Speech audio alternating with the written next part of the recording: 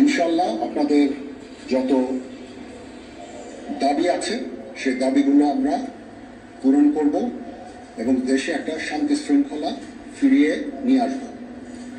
আপনারা আমার সাথে সহযোগিতা করেন, দয়া করে আর এই ভাঙচুর, হত্যা, মারামারি, সংঘর্ষ এগুলো থেকে বিরত হন।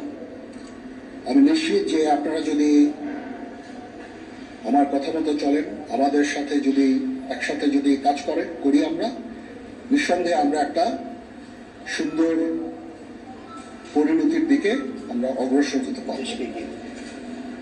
আপনারা দয়া করে আমাকে সাহায্য করেন। মারামারি করে এই সংঘাতের মাধ্যমে আমরা আর কিছু অ্যাচিভ করতে পারবো না, আর কিছু আমরা পাবো না।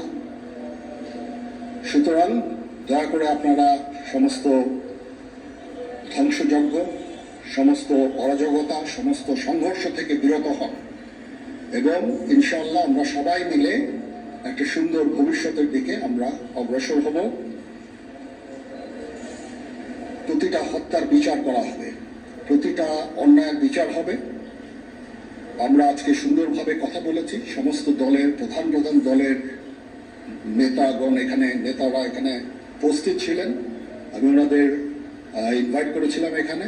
ওনারা ভেরি নাইস অফ দেম যে ওনারা এসেছেন অ্যান্ড আমরা একটা সুন্দর আলোচনা করেছি এবং এই আলোচনাটা ফলপ্রসূ হবে বলে আমি মনে করছি এবং আমরা একটা সুন্দর একটা ইন্টারিম গভর্নমেন্ট ফর্ম করে আমরা দেশ পরিচালনা করব।